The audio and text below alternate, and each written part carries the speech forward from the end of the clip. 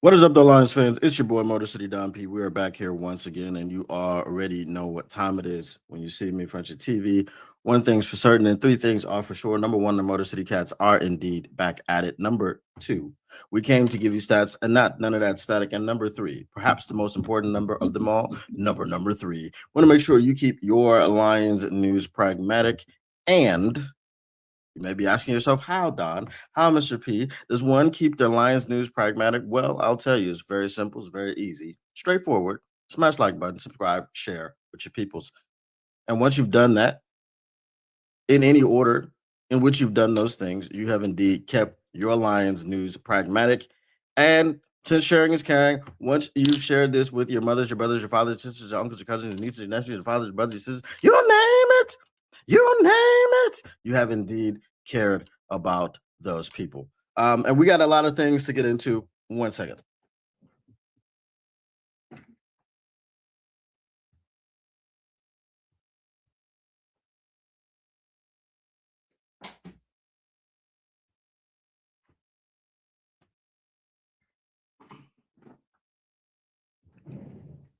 We got a lot of things to get into today. The Detroit Lions season, as you know, is officially over. I've talked about this. We've talked about this. Everyone has talked about this. There is a game coming up this week, Sunday, um, and it doesn't matter for much of anything. The only thing it actually does matter for is the Detroit Lions draft position, and hopefully, I'll have something coming up for you guys in the mock draft segment. It's looking promising. So we'll get into all of that later. Um, Apparently, the stakes of this game are much higher than what we believe them to be because there is a way for the Lions to get into the postseason. You heard it right. No one is going to talk about this, and no one is going to frame it in this way. There's a way for the Lions to get into the postseason by losing this game and getting the 13th pick and getting into the postseason next year. Okay. There is no way for you to get into the postseason this year. That's done. That's over. That ship has sailed. We are eliminated. Okay. We are eliminated. Hold on. Let me see what we're doing. Uh, this is interesting.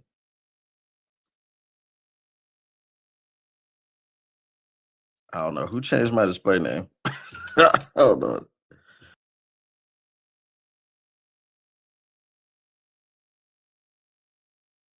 And we're gonna go here to this, change that there. Okay. All right.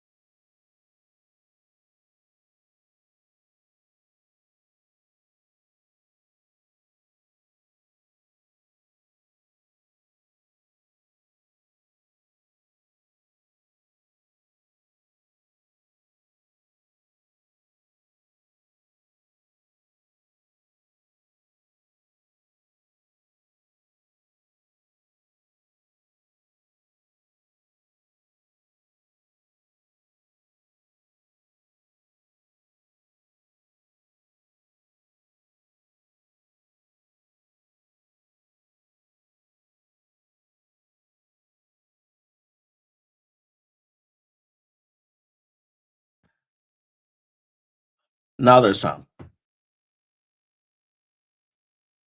I wonder how long there was no sound. I wonder how long there was no sound. Lord have mercy.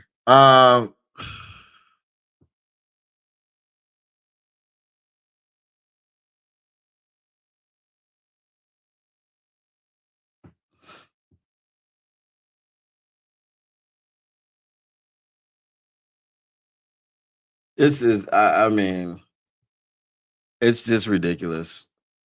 You don't change any settings, you don't touch anything, and you still have technical difficulties. Whatever, bro. I don't even want to do the show now. I really don't. Uh, but whatever. We'll continue. Um, I'm sitting over here talking for 6 minutes or 5 minutes or whatever it was, and there's no freaking sound. Um, anyway, so I was talking about Brad Holmes and Dan Campbell, and Dan Campbell said that he basically would continue playing players as long as their injuries don't have long-term effects. So if you're questionable and you're questionable because something could get worse, you probably won't play because this game means nothing. Um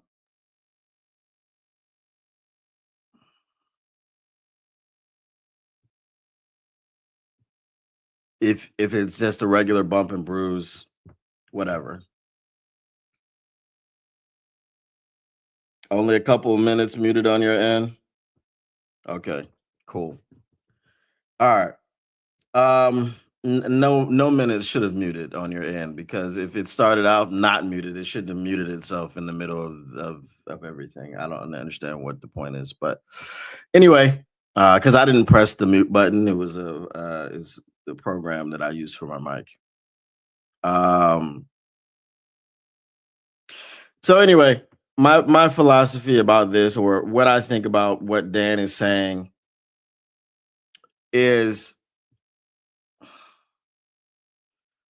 play guys for what? I understand pride. I understand all this other stuff. I hate Osama bin Johnson. Um, the question that I had about Osama bin Johnson was never his ability to coach. The question was, is he a leader of men? And I think we found out the answer to that. Um, you can actually say he's the back to back to back king of the North himself by himself because he was the king of the North for 2 years running with the Detroit Lions. And when the Detroit Lions crapped the bed this year, oh, guess what? Osama bin Johnson is there to be the NFC North champion with the Bears. They've already locked up the division with the Packers losing to the Ravens. There's nothing for them to play for except for pride. Uh, it's they can still play for the 2 seed, but what's the you know, who cares? You're gonna be at home for a playoff game. Um, the road to the Super Bowl is not gonna be through Chicago because if you're the 2 seed, that's not the same as the 1 seed. You're not at home for every single game, so on and so forth. So I have to kind of like recalibrate because this mic thing just it pissed me off, bro. Um,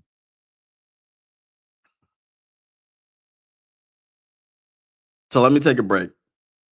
I'm gonna come back. I'm gonna get to your comments and I'm gonna gather my thoughts and yeah. So be right back.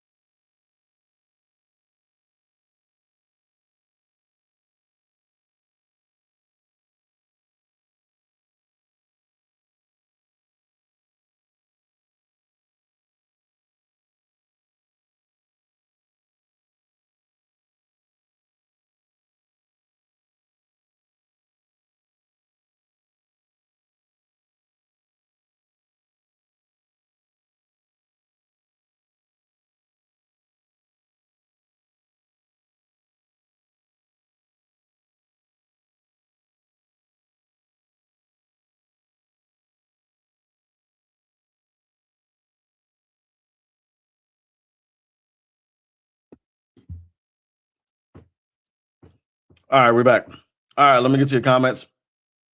Um, what I do, I'm ready for the draft. Um, as I said, I don't know if anybody heard it, but I got some promising developments going on with that. So we'll get into that a little bit later. All right. My philosophy for this game is this: get people bonuses. Brad wants Dan to take the wimp way out. And yes, I'm only saying this is Usama bin on the other side. I would not say that yet. Let Benedict go through a first place schedule first. Bias opinion, second year in a row, I have a free breakfast bet. If we sweep the Bears, don't care. Sit anyone that matters. Next season should be the focus. Here's the thing. He proved that he was a leader of men because he took essentially the same roster and the same schedule that Matt Eberflus had, and he won the North. They made some improvements.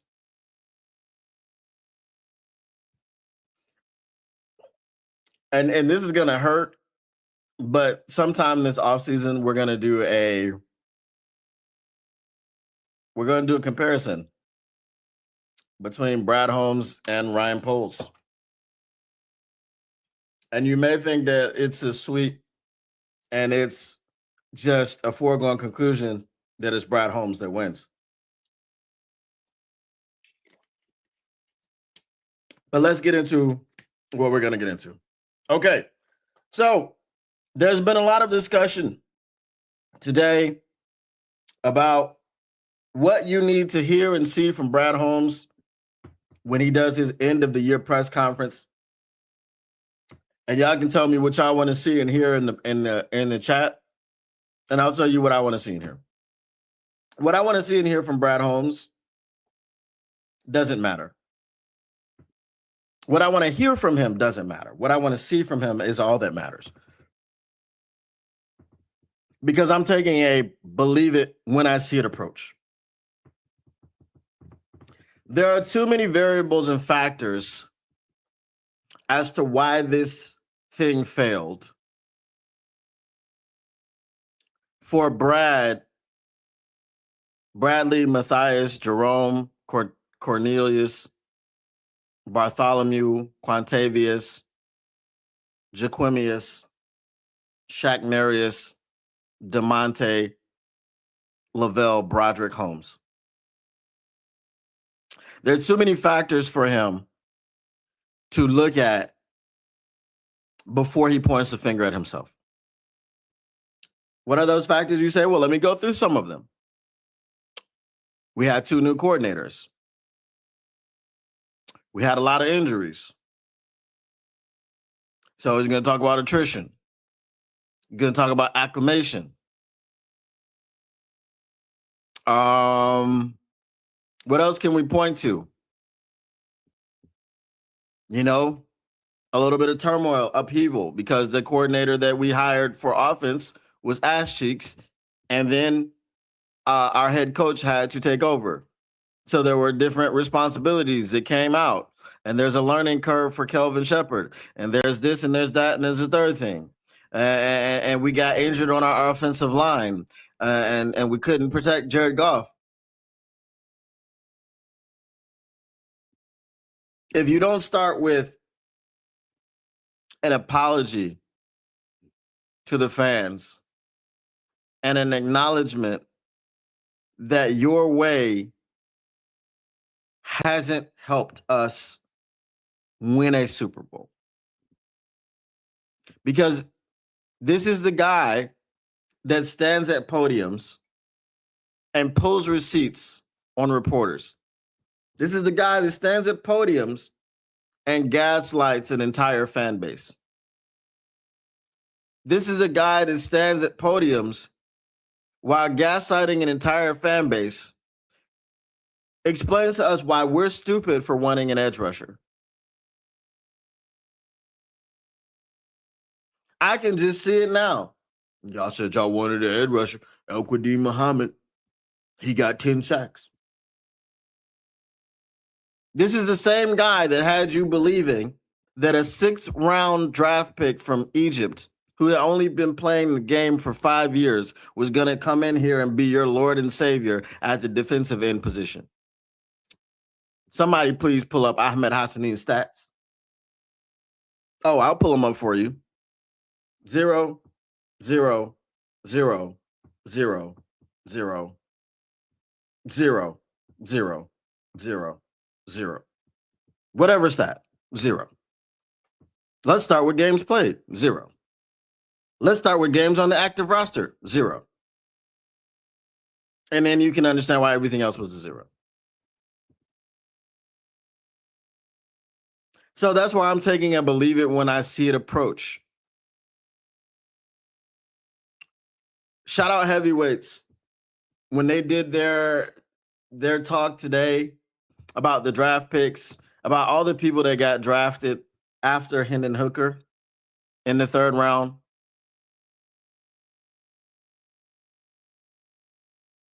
The list is freaking shocking. Shocking. Deion Henley, Bryant Young, Colby Turner. Now remember, Bryant Young and Colby Turner were both drafted by the Rams. Sometimes when you have a mentor and you wanna kind of you put your own stamp on things, you still got to pay attention to what your mentor is doing. When you get out of the building and you get away from your mentor, it's the same thing, right? When a kid is really defiant. And a kid is really defiant and he thinks his father doesn't know anything, right? And he gets out in the real world and he does everything the opposite of the way his father told him to do things for 18 years. And he falls on his face and he has to come crawling back and say, Dad, you were right. Right? It's like that. But the kid that is not defiant, the kid that listens, the kid that learns, the kid that pays attention, the kid that values the lessons of the father goes out there in the real world and he may make mistakes and he may have some missteps here and there, but he has a guide because I'm listening to my dad. My dad's been through this before. How did he handle this situation? He's got an active relationship. He can call his father and say, "Hey, Dad, I got this issue. This thing came up. How should I handle this?" He's seeking counsel from his father.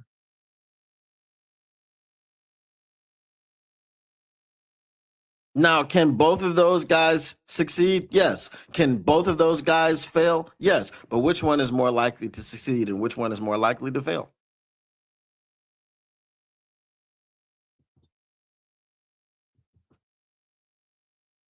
The guy that keeps a close eye on what his mentor does. His mentor gave him a stash of picks and a quarterback to help him out.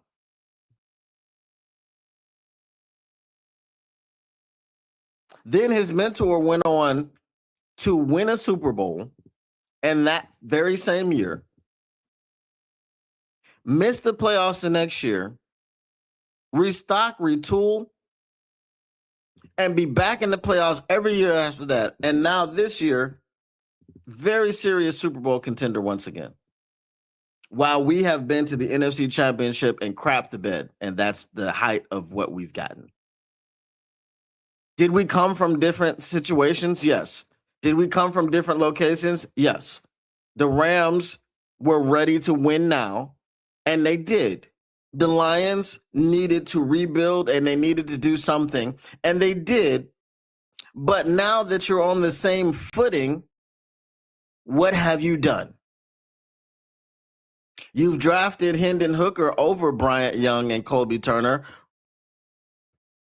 which are big parts of the Rams' success on the defensive end line. And oh, by the way, that was the third round. The round in which Brad Holmes loves to throw away picks. And here's the other thing about this, and I said this before in a video. Shout out to Tesla Studios. I'm starting to do more videos, from my car because I'm always in the car.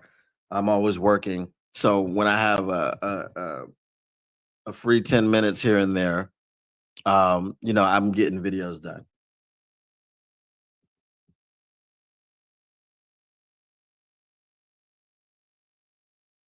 The draft is a crapshoot. So while we look back and hindsight is 2020, and we say, well, Brad could have done this, Brad could have done that. And for the fans that want to say that, that they want to drink at the teeth of Brad Holmes and say, well, he's got more draft hits than he has misses. Oh, that's true. And we're not blaming Brad for Jahmyr Gibbs, even though you could have had Jalen Carter. We're not blaming Brad for anything that he hit on. And everybody misses. No one is perfect. No one has a 100% hit rate in the draft. That's why they call it a crapshoot. It's the way in which you so cavalierly gave zero damns about the third round. And the list is worse than what I said. I only gave you 3 players. The list is worse than that. It's much worse.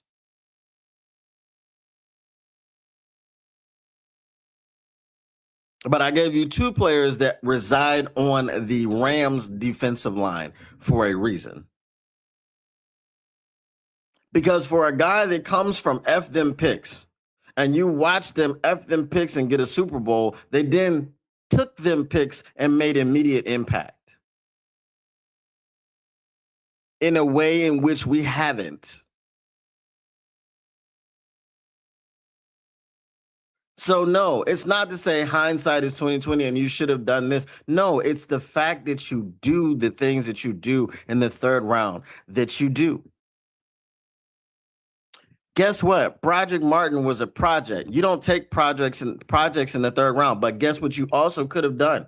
Because a project could pan out, a project could not pan out. Guess who else could pan out and not pan out? Any draft pick. But if you're gonna throw those third rounders away, guess what you do? You go to the trade deadline and you use them to acquire proven talent. Which brings me into the other point of what I need to see from Brad Holmes. And I'll get to that after I get to your comments. All right.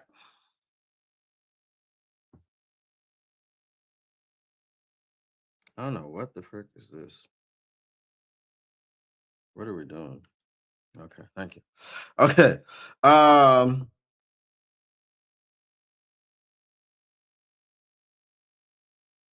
Let me see.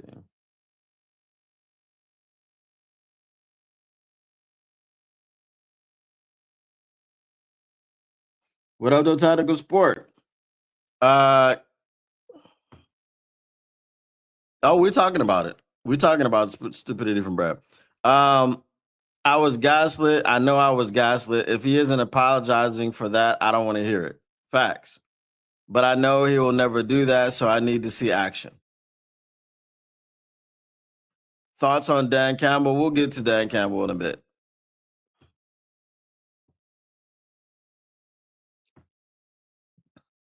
How do you think Hendon will be fine? How do you think? So you obviously haven't been following the Hendon saga, where he went to the Carolina Panthers and he had all that stuff to say about feeling wanted and in a place where he could be developed, and he got cut 3 weeks later and hasn't been picked up by another team. Tucker Kraft is also in that list. Yes, he was. Not that we needed a tight end, right? So as I said, the list gets it's worse. I didn't say it.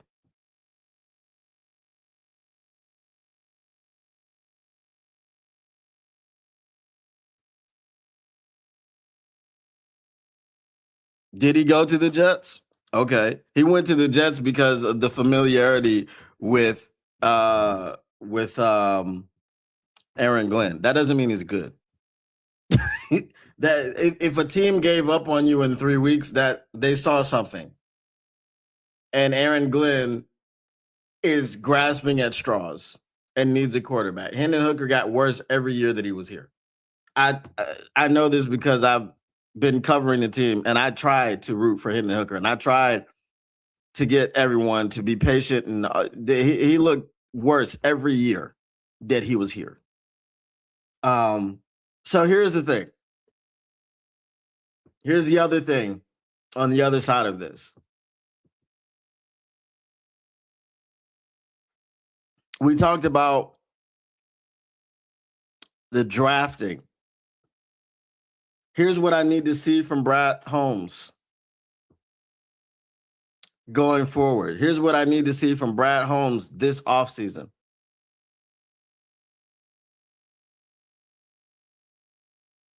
Because everybody talks about the draft with Brad Holmes. The draft. I need Brad Holmes to understand that there are two other phases of team building. There's free agency and there's trades. I've talked about the exclusivity of this team. We need to get away from the exclusive culture BS. The grit is great until the grit gets you got.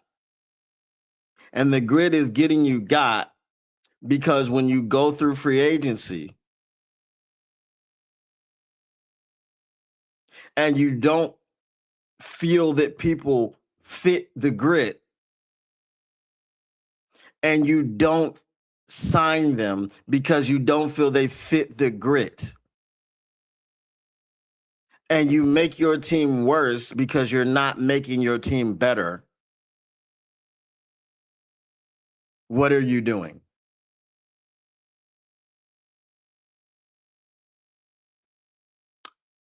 The Vikings went out and signed. Who did they sign? Javon Hargraves and somebody else. And I said, oh, crap, because now they've got two guys up in the middle of that defense to even further make it more difficult on Jared Goff. And guess what? They swept us.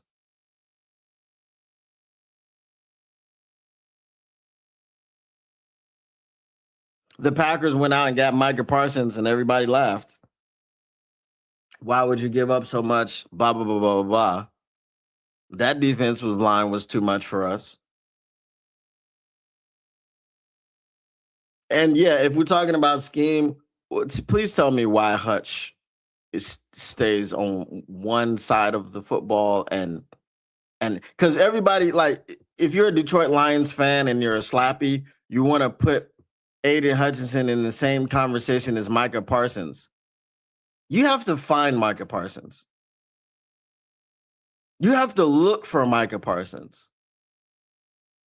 You know where Hutch is going to be every single snap. He doesn't really move around too much. Aaron Glenn was moving him around. He's He's on the outside. He's on the left every time. You didn't move him inside. Kick Aleem McNeil outside. Like, you know, when you had Aleem McNeil moving over to the edge for whatever reason, because I don't know what the frick you were doing with that. But maybe we just didn't have the ability to move him around because we had people like Marcus Davenport that we were relying on.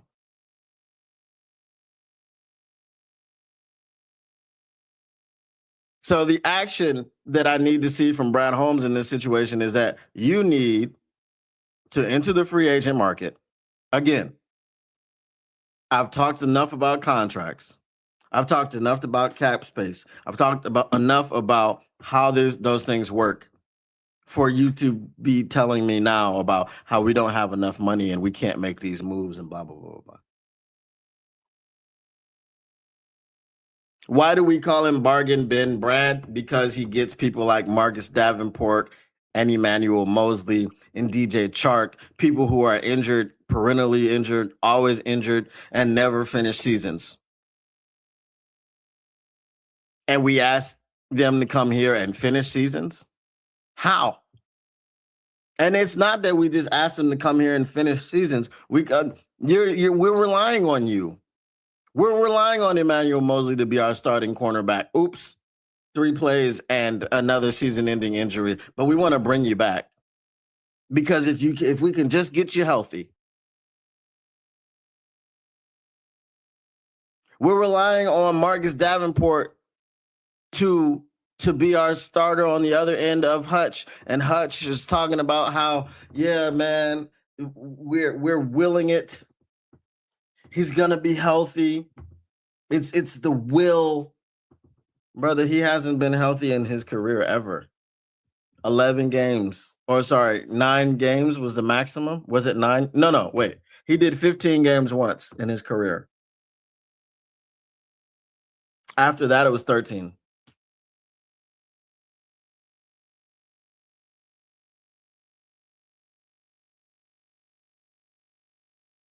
So you're telling me a guy that played double-digit games in his career twice, and he's been in the league 8 years. We're supposed to be relying on this guy. And there were actually people around here believing that he was going to come back and do something.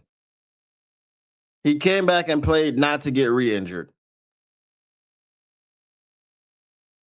What did he make it through? 6 games this year? Congratulations. The last 4 games when he came back, very minimal stats. Did he play against the Vikings? Because I know he got injured against the Steelers. Did he play against the Vikings? So if not, he came back, 3 games? There are so many holes in the way that we've tried to put this together. And what I need Bradley to understand is that a lot of this stuff doesn't work. You can't just draft your way to success. You have to make moves. You have to make trades. And when you trade for people, for the love of God, keep them in the building. You traded for Carlton Davis and let him walk. You traded for Zadarius Smith and cut him. You drove that man to retirement. You signed Kevin Zeitler and let him walk out of here after 1 year, after he played very well for you. He made the Pro Bowl on the Lions, didn't he? But you let him walk.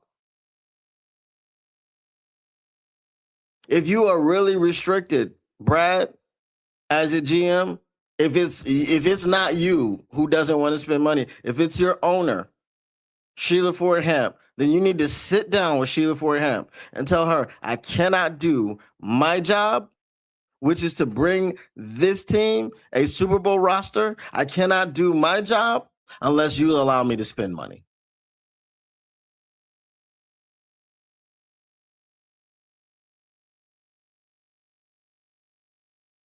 I don't know the dynamic of that relationship, if it's Sheila that doesn't want to spend or if it's Brad that doesn't want to spend.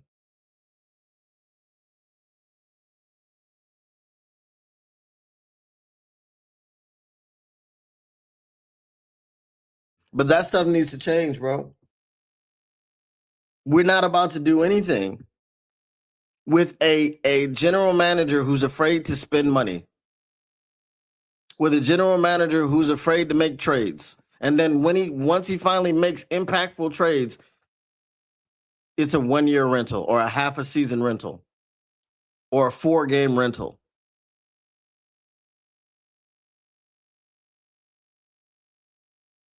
And to circle back to what I was originally talking about, guess what pick he traded for Carlton Davis?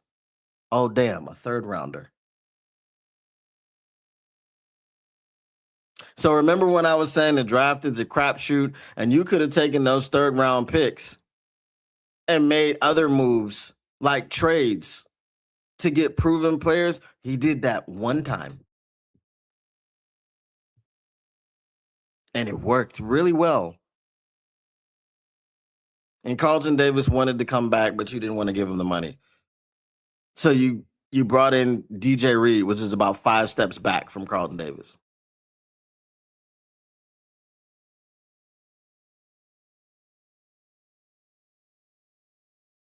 What was that, 0.75 million for each step back? Because you save 4 million per year. All right, let me see what y'all got to say.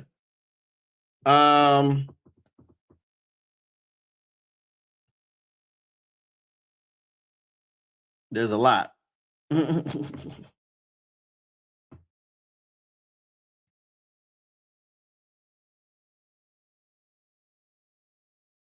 If I try it out for the LSU, I'm not the starter. What does that mean? Will Sheila have anything to say about Brad's drafting strategy? Not publicly, but wonder what the convos between ownership are like after this year. We can't do. She has to tell him, look, you have to stop that BS. All these project players, you're throwing away picks, man.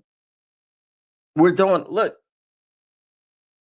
Broderick Martin, Hendon Hooker, okay, third round, Mano Ginobili,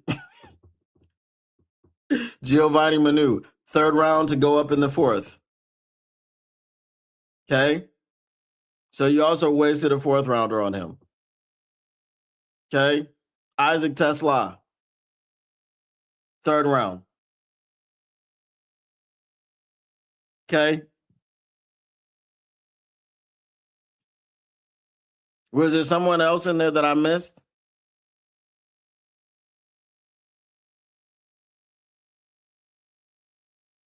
And Hendon Hooker was the 5th pick in the 3rd round. That's a high 3rd round pick.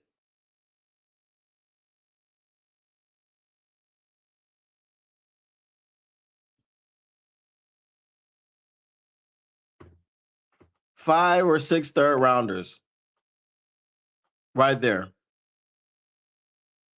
that you could have done something with. As I said, we took a 3rd rounder and we got Carlton Davis. We could have taken 3 or 4 more of those 3rd rounders and turned them into someone else, someone proven. If you don't like what's there in the 3rd round and you don't think that it's viable, why reach for a freaking project pick in the 3rd round? Who told you Broderick Martin was going to get drafted? All those people that went before Broderick Martin and you thought Broderick Martin was getting drafted? What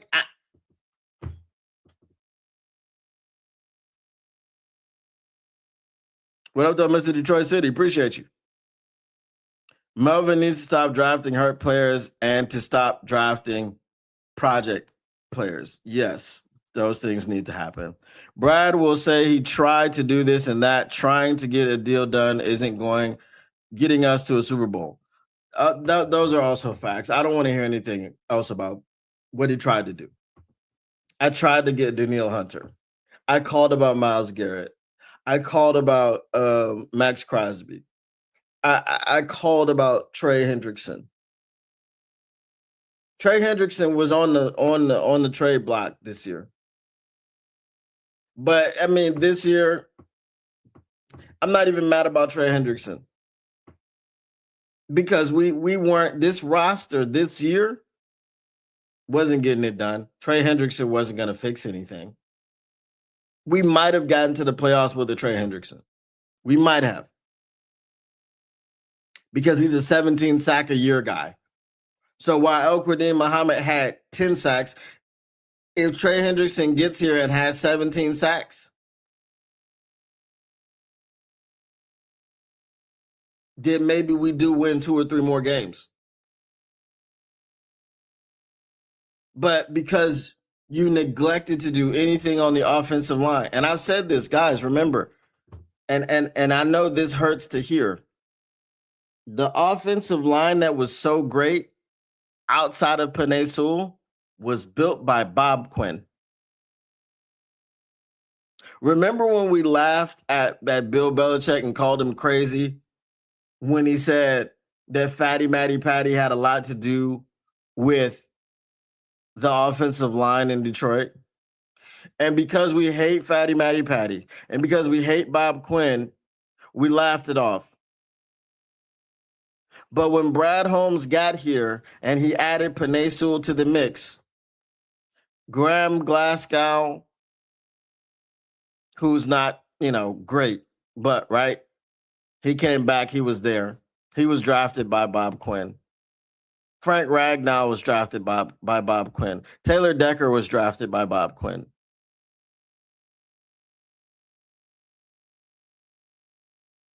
The only person that Brad Holmes added to this offensive line was Penei Sewell, and that put it over the top. To be honest, yes. But here's the thing. We shouldn't have had the opportunity to draft Penei Sewell in the first place. Penei Sewell fell to us because the Bungles were the Bungles and other teams did what other teams do. But the Bungles bungled because they can't keep Joe Burrow upright either. And while they got him Jamar Chase, who's phenomenal, when's the last time Joe Burrow played a full season?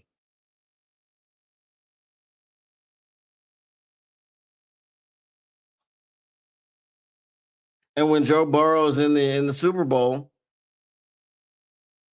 by sheer will of Joe Burrow, because he got sacked 9 times against the Tennessee Titans in the playoffs and somehow won that game. But when Joe Burrow's in the Super Bowl, if you've got an offensive line,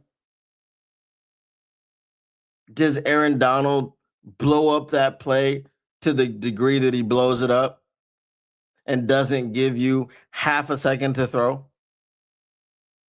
Do you think if someone got in his way for a second or two, that Joe Burrow could have got that ball off? Probably. So, we need to get better. Division will be even better next year. The division, as I said, the Packers made moves to get better. The Bears for surely made moves to get better. The Vikings made moves to get better defensively. The Vikings were stupid to let Sam Darnold out of the door without someone who they knew could step in there and do something.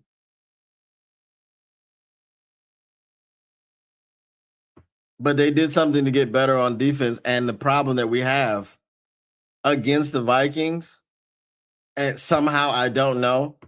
And while we're on this topic, I have to address this. You know how Syndicate has a bone to pick with a lot of people? I have a bone to pick with Mike Payton. Y'all know I don't really rock with Mike Payton like that. If you are listening to Mike Payton, understand this. There was a tweet this weekend where this guy, I think it's called Film Reviews. I can get exactly what it is. Okay. The important thing is this guy who was reviewing the film of the Vikings game and was talking about a particular play where Dan Campbell or whoever made the game plan didn't have any freaking outlets to beat the blitz of Brian Flores. And whenever Osama bin Johnson was playing against the Vikings, he always had outlets where you could attack the coverage behind the blitz instead of sending people on fades, long developing routes, right? Because remember, even though Dan Campbell was calling the plays, guess who had a large hand in putting the game plan together? Johnny Moe. Remember when we were talking about Johnny Moe and his stupid ass long developing routes? Well, they didn't all leave. They didn't all leave. So after all of this, my question was, why didn't Jared Goff check into these looks that we're talking about to give him? Because Jared Goff has pre-snap autonomy. He has autonomy at the offensive line where he can audible, he can call protections, he can do all this stuff. This is a big reason why Osama bin Johnson is credited with the development of Jared Goff because they developed him when he got here. He wasn't able to do any of this stuff when he got here. Sean McVay didn't allow him to do any of this stuff. He was in his ear up until the communication was shut off. My question is, if Jared Goff can identify a defense and read a defense, why didn't he check his receivers into, hey, there's a blitz coming. It looks like it's all out. However, we know someone's going to back out. We don't know who's going to back out and who's not going to back out. Hey, Jahmyr Gibbs, instead of starting 4 yards in the backfield and basically as a trips receiver, but you're 4 yards in the backfield, let's move you up to the line of scrimmage and have a true trip situation. So when we send you on a Texas route or a choice route, as some people call it, right? You can get in and out very quickly. You can see who's coming and you know where to go, and you can give me an opportunity to hit you with that pass. Why didn't Jared Goff check into that? But that's not neither here nor there. When the film person was breaking down the obvious schematic errors in this play, Mike Payton wanted to come in and say, oh, well, going from first and scoring to third and scoring. And plus we didn't have this player and that player on the offensive line. Brother, use your eyes.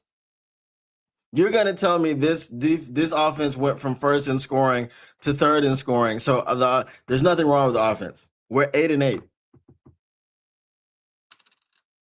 What does Taylor Decker not playing have to do with you having a route in your in your play that will help you beat the blitz? What does Taylor Decker have to do with that?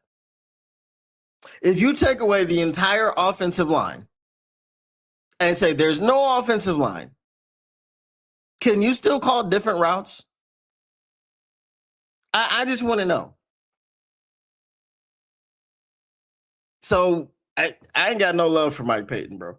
And like I said, he doesn't reply to my tweets anyway. When I call him out about something, he don't say nothing to me. So that's my random beef. I have a random beef with Mike Payton. But anyway, have you seen how the Indiana Hoosiers have made a huge turnaround? Coaching IQ, RLBs over Pursuit. It's a joke. We're not talking about the scheme right now. We're talking about, I know you want to talk about the scheme, but we have a long offense. We're not going to talk about everything in one show. We're talking about what Melvin needs to say and do to fix this team to get a better quality of player. Because I watched San Francisco last night win a game in which Trent Williams went out the first play of the game, in which Fred Warner wasn't playing, in which Michael Williams wasn't playing, in which Nick Bosa wasn't playing. They had people from HBCUs in there making plays. Chase Lucas was in there making plays. Yes, the schematics are better because of Robert Salah, but the player who you're bringing in is better. Diamador Lenore is better than how many of our cornerbacks?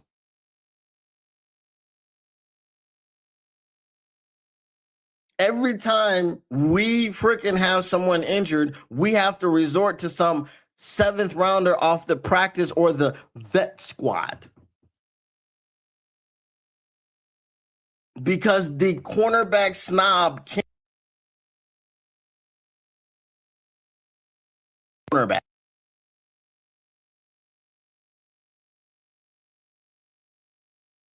The room, out of the building.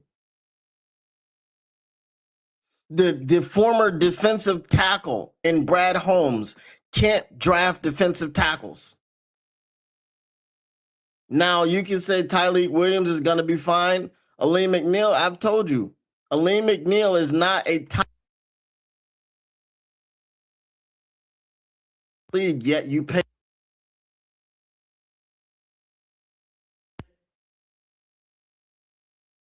And he exceeded the expectations of a third rounder. Would you rather have Bryant Young and Colby Turner, or would you rather have Levi Onwuzurike and Aleem McNeil? You let me know. Because Bryant Young and Colby Turner were drafted in the same third round. The same third round by the same team, the Los Angeles Rams. And they show up. Didn't Bryant Young have like 11 sacks from the interior? Isn't that crazy? Aleem McNeil's maximum output for supposed to be an interior pass rusher is 5. And then you say, well, if he hadn't got injured for 4 games, he missed 4 games due to a knee injury when he had those 5 sacks.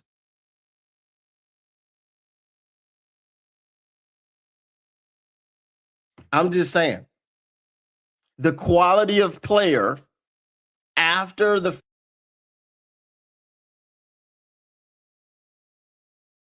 hits ain't great. Look at it. You got Kirby Joseph, who was drafted in the 3rd round, one of the best safeties in a very, very long time. Ed Reed numbers. Congratulations to you, but that's one guy in 5 years that you've hit on in the 3rd round. You can say he hit on Aleem McNeil. I just told you, Bryant Young had 11 sacks from the middle of the defense, from the middle of the interior defensive line, who was also drafted in the 3rd round. Who's better? We know what Colby Turner does. Who's better? Les Snead's got 2 guys better than Aleem McNeil in the 3rd round in the same draft. The quality of player that we get outside of the first 2 rounds is cheeks.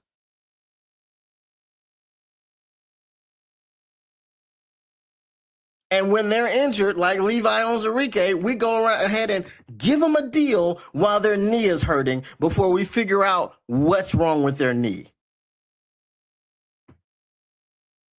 So it's more than scheme at this point. It's more than scheme.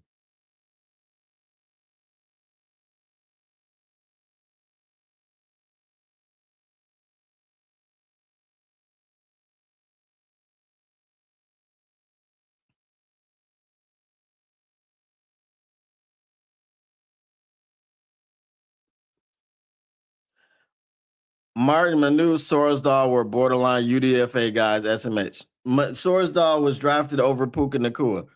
Let that blow your mind. Sorsdal was drafted over Puka Nacua. So then the knee-jerk reaction, which is if there's something called a knee-jerk reaction, how is that true when my knee never jerked in the first place? Hashtag if you know, you know. Use the hashtag. But the point is,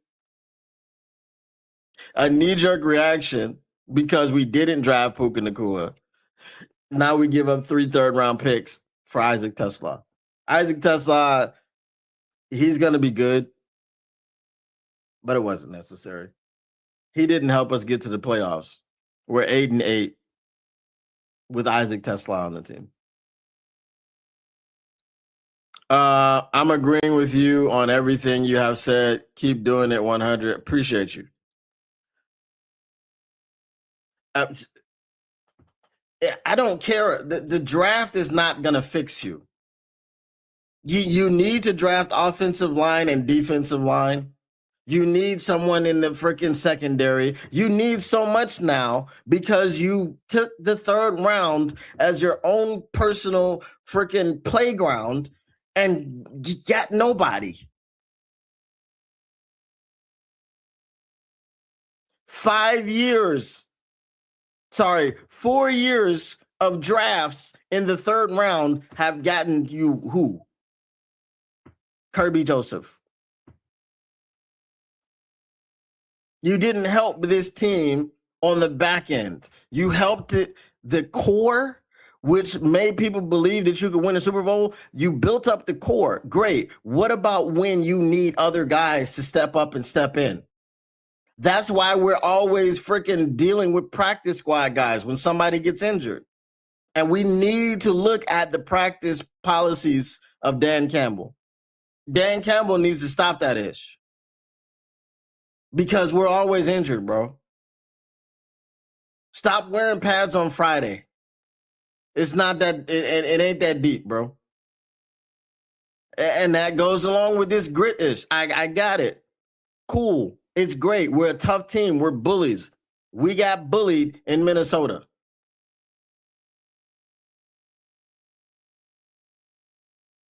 Our offensive line did.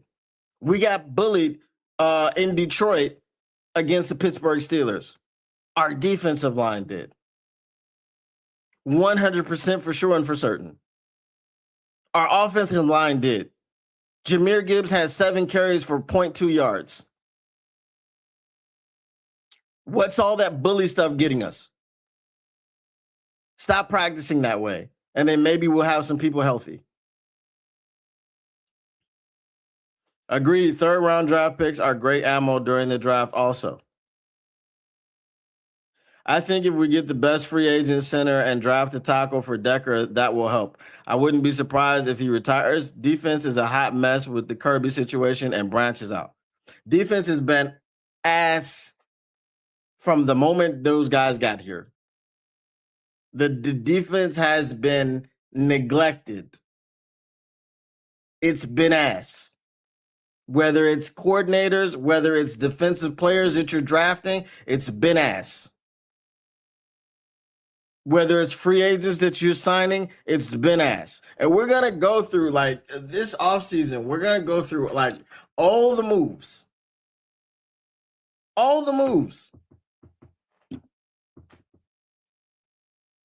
In the words of Syndicate, with the 96th pick in the 2023 NFL Draft, the Detroit Lions select Broderick Martin. Who you got Monday night? Obviously the Rams. I mean, they're playing the Falcons. Hooker pick ticked me off the most. Homer picked by Brad because he knows the family for decades. Exactly. He knows the family, and the dude stayed on the team for 3 years and did absolutely nothing. I think he went to college with his father or something. Everything's a mess. No DBs, no tight ends, no offensive line. D-line's weak. Barnes and Anzo suck. Goff can't run. Hendon Hooker just needed a proper game plan. No, stop with the Hendon Hooker stuff. Hendon Hooker's not good. He's not a good NFL quarterback. He was good in college. That's not, no. No. I told you. I tried to give Hendon Hooker a chance for 3 years. If you watched him in this preseason and came away thinking that all he needed was a proper game plan, you're fooling yourself. Bro was like a deer in the headlights. All he wanted to do was take off and run, and he wasn't particularly effective as a runner. If all you're going to do is take off and run, then you need to be getting yards. I think the Packers take a step back next year. I hope they do. I hope so. But it's a better organization until they prove otherwise. What up to Olamico Cardenas? Said, with all of the controversial issues the University of Michigan football team has been having over the last 6 years, organizationally, they're still running smoothly, unlike the Lions. Facts. That's facts. No First and no Micah. I mean, that's true. But they don't have an owner, so they can spend whatever money they want. You know. Oh, Lord have mercy. Ron Winarski. You got it, Ron. No, I'm not. It's this. I gotta get a something. I gotta do something.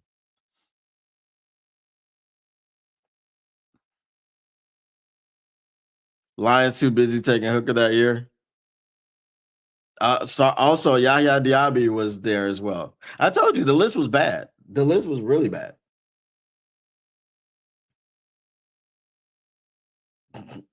Pads on Friday bring back trauma for you. More talent has been brought in on defense than offense. In the words I say to Syndicate, fake news, false narratives, and he is full of ish. Motown Mitch, tell me what talent has been brought in on defense. Please tell me. And here's the thing, you don't get to tell me anything about Levi Onwuzurike because he never played. He played one healthy season. You don't get to tell me Josh Pascal because he was always injured. You don't get to tell me Marcus Davenport because we know about that. You don't get to tell me freaking Cam Sutton because he's ass. You don't get to tell me freaking DJ Reed because he's ass. You can tell me Carlton Davis, and I'll tell you he let him out the door after 1 year. You don't get to tell me Amik Robertson because he's a backup. This is crazy, bro. Y'all say stuff just to say it. Who are these people that were brought in? More talent was brought in on defense?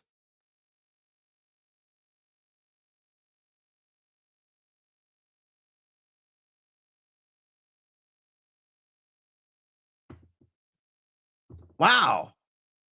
I'd love to be able to be that delusional.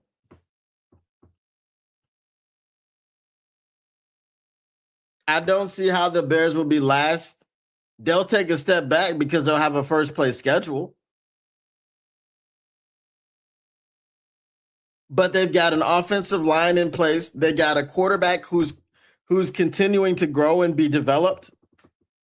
I told y'all the key to Caleb Williams' success in the NFL. I told you what it is. And what it is what he's got. He's got a coach that can help him understand that hero ball on every play is not the answer. And that's why they've won 11 games. They've won the North, and they've clinched the playoff spot after winning 5 games last year with roughly the same core of players. Who did they add? Ryan Pace went out and he got Joe Thuney. He got Jonah Jackson, right? They retooled the offensive line. Who did they bring in? Rome Odunze. Rome Odunze been hurt for the last 4 weeks, and they've been winning and stuff without him. But Rome Odunze was there last year. That wasn't a Ben Johnson draft pick. Osama Ben Johnson. They brought in Kyle Monangai in the 7th round. They brought in Kyle Monangai, and then they brought in Osama Ben Johnson, who took the run scheme with him.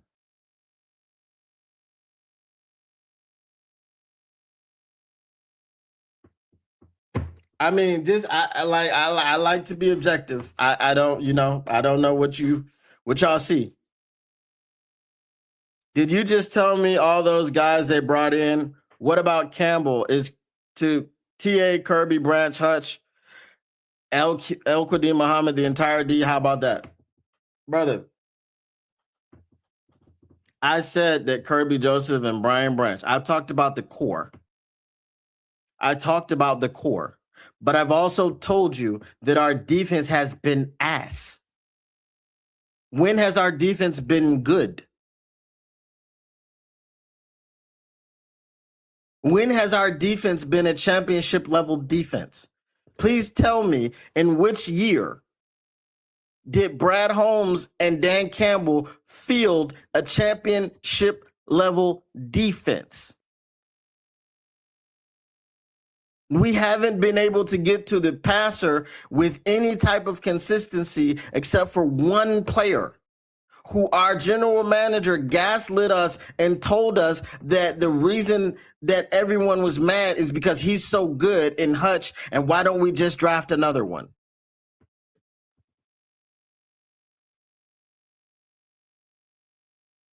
No, because Jeff Okuda is terrible at football.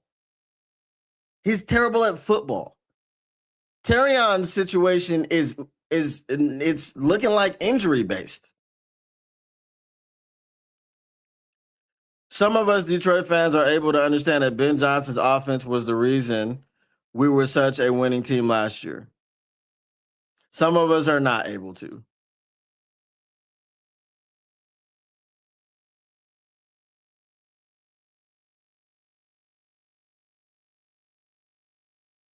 Who are we talking about? Are you talking about me? Is that a threat? Because you will get banned. I'm not about to sit up here and do that with you. I don't give two damns how long you've been subscribed or whatever. We're not finna have that situation. We're not about to sit up here and talk tough on computers, bro. You're telling me more talent was. I don't care. This is the point I'm saying. Our defense isn't good because you're not bringing in the right players. You're not bringing in the right coaches. You don't have the right scheme. The defense isn't good. We have Kirby Joseph and nobody behind him. We have Brian Branch and nobody behind him. We have Hutch. And where has his partner in crime been the entire time? Okay, now you want to say AQM. Guess what happened with AQM? He got 10 sacks this year, and his value went from $1.3 million to $8.5 million. He's gone. So now because you haven't drafted anybody on the defensive line who's worth a damn, now what?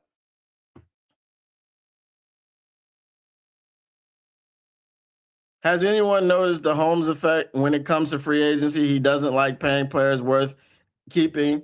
And we've been talking about that.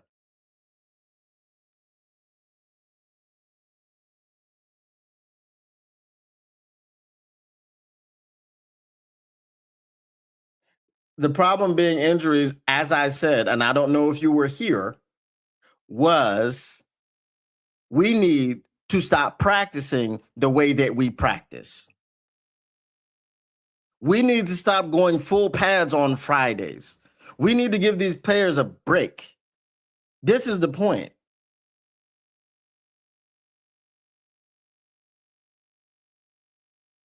Our defense is ass even with star players not being injured. Our defense was decent. Look, last year before the injuries, we had a decent defense. This year, for a very, very small period of time, you could say, okay, our defense is going to be good. But you're too top heavy. You can't rely on. Look, here's the way our defense goes. Okay? Kirby Joseph, practice squad guys, his backup. Brian Branch, practice squad guys, his backup.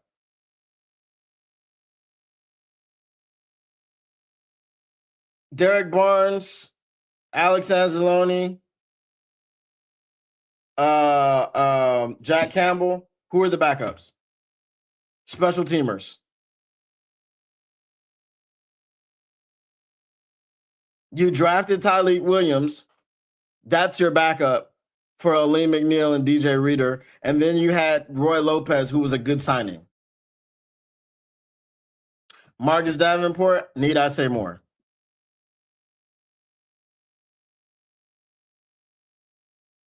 You've got two corners. DJ Reed is ass. He can't cover. He's in full sprinter stance whenever someone is running by him, which is a lot. He's more like Jeffrey Namumba Ohelno-Kuda than freaking Terrion Arnold. Terrion Arnold is there. He's a second-year player who needs to get better and needs to develop. The promise is there. The technique is there. But now he can't stay on the field. So now he's injury prone. Who's Ennis Rakestraw? Does anybody know who he is or what he looks like? Have we seen him? This is the problem. We're going to get into a little bit more of a breakdown of what. Why is this not? I just freaking turned this all the way.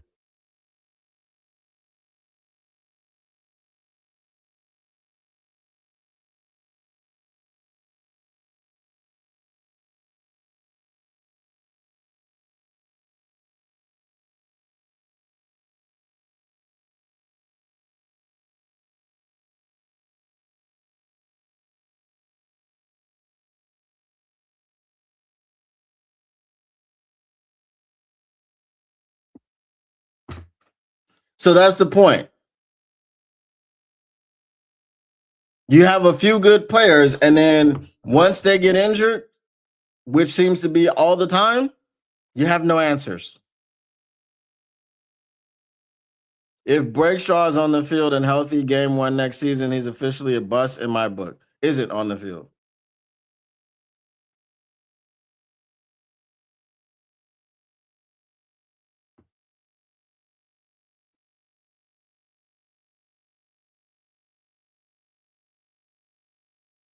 Brother, you just told me I was doing false narratives as well. So I don't know what you're talking about. And who cares if we win the North? Winning the North means what? Are we winning a Super Bowl? If y'all want to win the North every year, that's great. If y'all want to be on that sustained success BS, that's great. But when all you 50 and 60-year-olds, see how much longer you got on earth. Talking about sustained success. I want to win a Super Bowl. He should have. But you know why he couldn't? Because he didn't have any third rounders. So Rodrigo going to be a starter here next year? I don't know. 6th round, I don't know. 6th round, I don't know. 6th round. We lost the defensive mind of AG, and Shep needs to learn just a little bit. That's why our D was good last year, and this year is lackluster. Once AG got some players, as I said, the defense was better. Then they all got injured. So that's the issue. I'll save you the time, Master Pimp. No need. Just unsubscribe and bounce. Best of luck next year, bro. Peace out. Because if Anzalone goes, Rodrigo is the backup. Yeah, they'll have to address it. They'll have to address it. They'll have to address it. So one thing that you guys will understand is, even though I'm trying to get back to 1,000 subscribers and stuff like that, I'm just not gonna let nobody just come in here and talk to me about however they want and say whatever. So you'll get banned, you'll get blocked, you get all that, because if you can argue about something sensibly, no problem. You don't have to agree with everything that I say. You know what I mean? But when it gets outside of the realm, man, whatever. you know, I don't have time for that. We're not about to be in these internet streets. All right. I gotta get out of here. So let's go with mailbag. I got about 5 more minutes. Mailbag, what you gonna do? What you gonna do when they reading you? Mailbag, cynic, mailbag. Get your mailbag questions in. Get them in. Bask in it. All right. As I said, 5 minutes, and then I got to go. The issue with Rodrigo is he isn't very good in coverage. He's a 6th rounder. We're not supposed to rely on him. And that's what I was telling y'all about freaking whatchamacallit, Ahmed Hassani. Hell, when the Lions drafted DB in his Rakestraw, I questioned his physical durability. I did too. That's why I didn't want to draft him. You missed the entire draft process because you were recovering from core muscle surgery. That's not what we need. We need an offensive coordinator and a coach that doesn't keep throwing caution to the wind. That's facts. Does Melvin get trained now because he's hurt? No, he costs too much money. He costs too much money. And he's like 31. Is he 31? Even though if you give him a 2-year contract, he'll be off the books when Hutch's new money kicks in. I'm just saying. Mailbag, trade Goff for a number 1 pick, Montgomery for a number 1 pick, and AQM for a couple 2s or 3s. Facts. That'll fix everything. Right? And then once we trade them for a number 1 pick, then we can ask the Ravens to give us Lamar and take Jared Goff. So then we'll have Lamar, and then we'll have another pick, a number 1 pick. Actually, no, they should give us Lamar for Jared Goff, and they can also give us a number one. So now we'll have two number ones or three number ones actually, and then we can really rebuild this thing very quickly, retool it very quickly. We can take three offensive linemen in the first round, or two offensive linemen and one defensive end, and we'll be ready to go. No, I feel you. Snag Proctor sign trade for Crosby, which Goff can go to the Raiders. I feel you. I feel you. I feel you.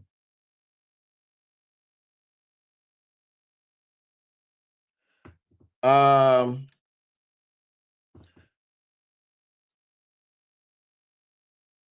I don't know. I don't know. I'm not sure what the whole issue was. So we'll see what happens with it. I just thought it was very bizarre with Dan Campbell telling you, I want to get Monty the ball more. And then he takes over play calling and Monty's not getting the ball more. I'm not sure. Whoever says trade Goff, no trade clause. True. He has to waive that. But this greater good was just being facetious. He wasn't really saying that. All right, y'all. I'm out of here. Once again, the Motor City Cats R&D back at it. We came to give you stats, not an static. Whatever you do, make sure you keep your Lions news pragmatic, and we are out. Peace. We'll see you tomorrow.